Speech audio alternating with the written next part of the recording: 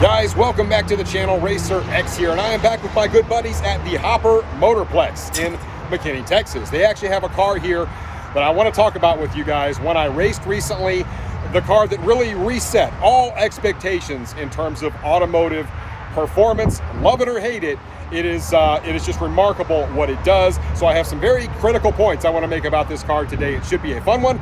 If you're brand new to my channel, please do me a huge favor. Go ahead and subscribe. You can find the button right down there in the corner. Also hit the notification bell to find out when my new stuff comes out. And here we go. T-minus 15 seconds.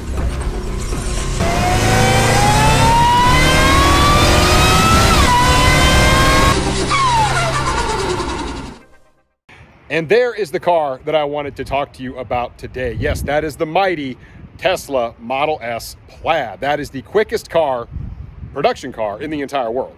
And it's just flat ridiculous what this thing will do. And the really crazy thing about it is just look how understated it is. It's a good looking car. It is a family sedan that you can essentially put 5 people in, and that will repeatedly run like 9.2, 9.3 in the quarter mile at over 150 miles an hour. I think for a lot of people out there who are just kind of getting into the car scene, people who don't know better, people who haven't been doing the car thing for a long time, they tend to lose track of just how incredibly, ridiculously fast that is. So today I'm going to talk a little bit about just exactly what that means and kind of how to kind of gauge all other cars against what that thing will do. So I want to kind of start by giving you some of the just staggering statistics of the Tesla Model S Plaid. So you basically have 3 big electric motors in this, whereas the majority of the Teslas are going to come with 2, and some of the lower trims actually only have 1. But you know, the Tesla Model S Plaid comes with 3 large motors. It is all-wheel drive. It runs on street tires, which is just insane to me that it is that fast, and it does it on street tires, and it is incredibly consistent when it does it. And really the only way you can tell that this is a Plaid is that little bitty badge on the back. It is literally the most understated thing you can think of. You do see some carbon bits on the Plaid, but I mean they're kind of hard to tell, especially on a black car like this. But 1,020 horsepower is what this thing is rated at. But here's another crazy little thing. They can't even dyno this thing. I've seen many attempts to dyno the Tesla Model S Plaid, and it simply doesn't work because it makes the power so fast. The torque comes on so hard. It's essentially 100% torque at 0 RPM. So not only does it make that amount of power, but it does it extremely, extremely quickly, which is part of why this car is so incredibly fast and formidable. Whether it's on the street, whether it's at the track, it just does not care. It's completely impervious to DA. So it really doesn't care about, you know, how hot it is outside. It doesn't care about fuel quality because it's fully electric. I mean, it's just a really wacky car. But actually, I have seen a hub dyno of this where it hub dynoed at like 1,113 horsepower at the hubs. And like I said, they can't seem to get this thing to stick down to a dyno because it makes the power so violently. It's just incredible what Tesla was able to do when they engineered this car. Now, many of you may have seen the video I recently put out where I did race the Tesla Model S Plaid at the drag strip in my 1,000+ horsepower Mustang. And I've got to admit, I mean, the Mustang ran pretty good. I mean, it was running like 990s. It's leaving under no boost, but it was almost trapping 150 miles an hour. But it still was no match for this thing, which is just ridiculous. Essentially, every street car that Drag Times raced, he absolutely trolled. The only cars that were able to beat this car were basically full-fledged race cars. And that's really the point of this video, is to say that, like, look, anymore, that's exactly what it takes. It takes a gutted, like roll-caged, parachuted, basically a fully dedicated race car to be able to keep up with this thing. Because even though he gave me the hit in the race, and I feel like it was going to be a fairly close race, my car kind of coughed halfway down and all that kind of stuff, and that just goes to show you, the Plaid, not only is it fast, but it doesn't miss. Like, I mean, you can be just a halfway decent driver if you're used to driving the Plaid. the car just doesn't miss. It's super, super consistent. There are no gear changes to worry about. Like I said, there's no, there's no pull and timing, none of that. It's just not a thing. So it's extremely, extremely hard to beat one of these because it is so consistently fast. And it just shows it at the drag strip. And try racing one on the street. It's even more ridiculous. So even though he gave me the hit, I still was no match for it. It's just insane to think about what this thing does. So a couple other key points about the Tesla Model S Plaid that maybe a lot of people aren't even aware of is, one, this car weighs almost 5,000 pounds. I mean, it's really heavy. Batteries are heavy, but the car just literally doesn't care. It's the way that it makes the power that makes it so darn fast. And obviously, it still makes a ton of power. It's over 1,000 horsepower, and that's really underrated. But also, 0 to 60 in this takes 1.99 seconds. I mean, this is quoted from Tesla, sub 2 seconds, 0 to 60, and it will do it on the street, which just, that is insane to think about. That pretty much blows everything else out there out of the water. Just nuts. And like I said, it's all-wheel drive, and there's just so much built into the car to make it easy to do. It's really not that hard. A couple other quick things. So I talked to Drag Times, and he was telling me a little bit more because he's in kind of with the Tesla guys and the engineers and all that stuff. This car is watered down. They recently had an update, I think, that took the top speed. I had it written down here. I think it was like 163 mile an hour to 175. That is with their new track update. So it'll go 175 mile an hour, but gets there really, really fast. And one of the things is the Plaid, it doesn't die off. A lot of people saw the races with like the P100D. It would get to like 120 or something really fast, and then it would just kind of nose over. This one doesn't do that at all. If you get behind in a race versus a Plaid, good luck. Like I mentioned, it traps over 150 mile an hour just about every single time. That's even with like a diminished charge on it. So, it's just incredibly hard to beat one of these things. And here's the other thing. These batteries are good for up to 1,500 horsepower. This is what I was told. This is actually what Drag Times told me. Up to 1,500 horsepower is what these batteries could potentially make. So that is even more mind-numbing. Like I said, we're talking low 9-second quarter miles already as this thing sits. So, I mean, just think about that. Now, on a different YouTube channel, we already saw a Model S Plaid that was basically gutted out, and it ran high 8s at like 157 mile an hour. Just something mind-numbing. And like I said, that's with no additional power added to the thing. So I want to kind of give you a couple of stats from some of the fastest internal combustion vehicles out there. These are some of the most expensive, high-profile internal combustion engines, basically, that you can buy. I mean, we're talking about some bad daddies here. For example, the Huracan STO, 0 to 60, 2.6 seconds, legitimately fast. Still slower than this. 631 horsepower, but I mean, it sounds fantastic. Let's put that out there. 10.4 in the quarter mile.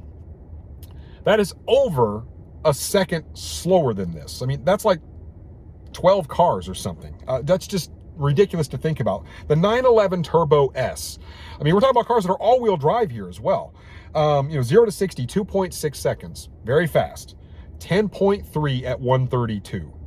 Essentially 20 mile an hour slower than this family sedan is. Ridiculous, and a full second slower. The McLaren 765 LT. This is really the closest thing that I could find. And McLarens are very fast cars, very light cars. They're like driving a go-kart. Like I said, it's not a 4-door sedan that's comfortable to sit in that you can find, that you can fit 5 people in. That's the other crazy thing about this. It's not a super docile car in traffic. It doesn't do all the things that this thing does. But even then, 2.7 is 0 to 60, but it is actually very, very fast in the quarter. I've seen some stuff online, 941, and they can even, with sticky tires, get down into the 9.3s. We're talking about a 3,000-pound carbon fiber car, guys, that costs essentially about $500,000, and it's still slightly slower than this. It's just insane. The Bugatti Chiron, the 1,500 horsepower, 16-cylinder monster. That's like, I don't know, $2 million or more. They don't make very many of them. They're impossible to get. 9.4 at 158. So the top speed is faster. This is still quicker. 1,500 horsepower, guys. It's just ridiculous. Even the Koenigsegg 1, like the 1-to-1, 10.0 is what it runs in the quarter. So this is much quicker. And now the trap speed's pretty impressive on that car, 170 mile an hour. So it's getting moving pretty quick. But when you talk about quarter miles and stuff, this thing is still the king. So to put that in perspective, if you go buy a brand new $90,000 Hellcat Red Eye, a very fast car, 800 horsepower. It's the fastest I've seen one of those stock ones run is like a 10.2 at somewhere in the mid 130s, like 135. That is significantly, and that's the fastest, that's the best you can do, significantly slower, over a second slower than a Model S Plaid. Now, I will just go ahead and mention this really quick because I know a lot of people are going to throw it out there. Well, what about the Rimac Navara, right? We saw Brooks run a mid-8 in that at like 168 mile an hour or something like that. 1,914 horsepower electric. Guys, I mean, come on. It's from Croatia. They've made 5 of them. It's not a production car. I'm sorry. I don't care if they want to call it a production car. The Hennessy F5 is not a production car.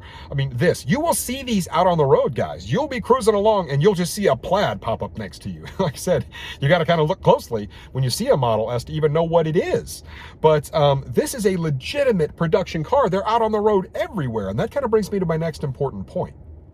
This car is legitimately dangerous. We're getting to the point now, guys, where these cars are so capable that in the wrong hands, I mean, really, you know, an 11-second car, any car to some degree, you know, is dangerous in the wrong hands. But when you talk about something like this, that's capable of running low 9s and really kind of do it on the street, you know, that is a dangerous vehicle because really what can happen, several things can happen. One, it doesn't make any noise, so you can't even hear it coming.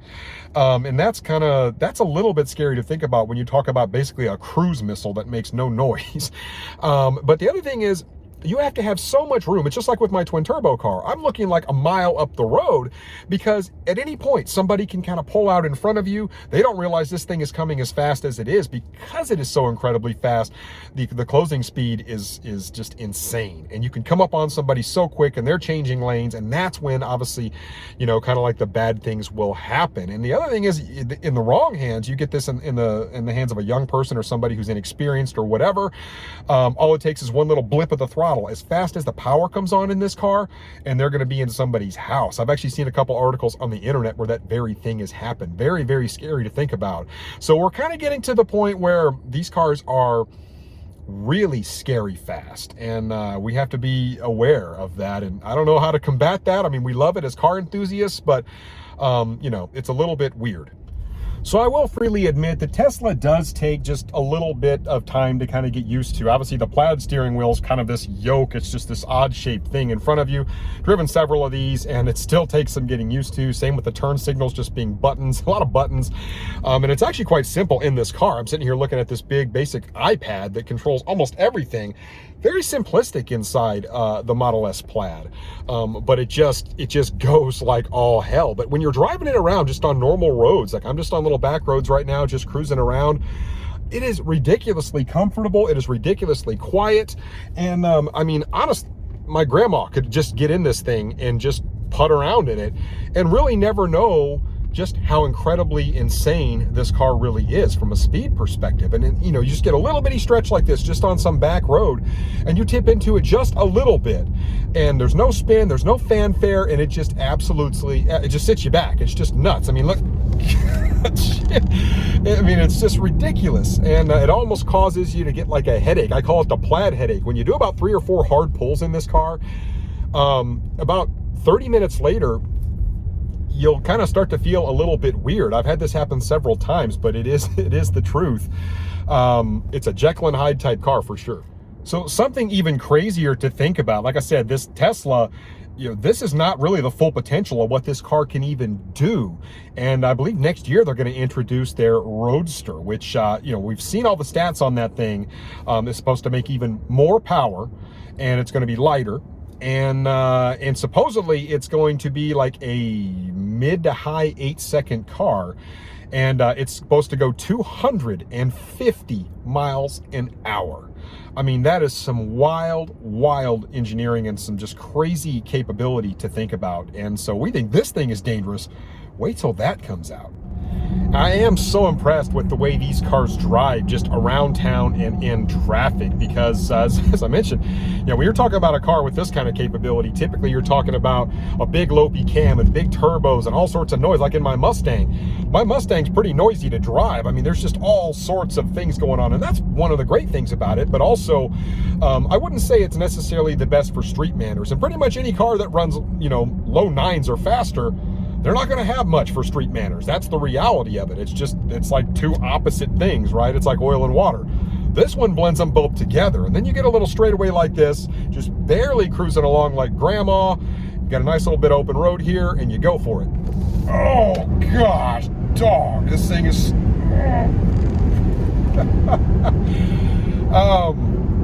I mean, I just don't know what to say about this thing other than it's just ridiculous. So really, that kind of brings me to the main point of the video, is that obviously, internal combustion engines, as much as we love them, they're going to be just dinosaurs because, like I said, this thing is impervious to all these other external conditions that we can't necessarily control. The spin, the weather, the fuel quality, just a ton of things. And, it's so incredibly consistent. It doesn't miss. And what does it really take to keep up with a Plaid? I mean, we've seen lots of stuff online about 1,200 horsepower cars losing to Plaids. And it's because of how hard and fast the power comes on. You saw me step on it just a minute ago, how instant the power comes on, like right here, boom. Gosh, it's gone. And you're already trying to come back on a car that traps over 150 mile an hour, and it does it every single time. So unless you're making, you're on a two-step and you're making like, 1,1300 horsepower, you really can't hardly even compete with something like this, even if you're lighter. It's kind of frustrating. The car is that fast because it's just, I don't know what else to say. From a traditional sports or muscle car guy, it can be frustrating, but this is the future. Well, and those are my thoughts on Tesla's absolutely insane Model S Plaid. I will mention they do make an X Plaid as well, world's fastest SUV by far, and that thing is equally ridiculous. But you kind of have to tip your hat to Tesla. Look, I mean, they made an incredible car. It pretty much checks every box, except for it doesn't make any noise. So a lot of people say they don't have any soul. Depends on what side of the fence you're on. But guys, this is the future, and we're just now scratching the surface of what these can do. So let me know what you think about it in the comments down below. I'll catch you on the next one. So until then, RacerX.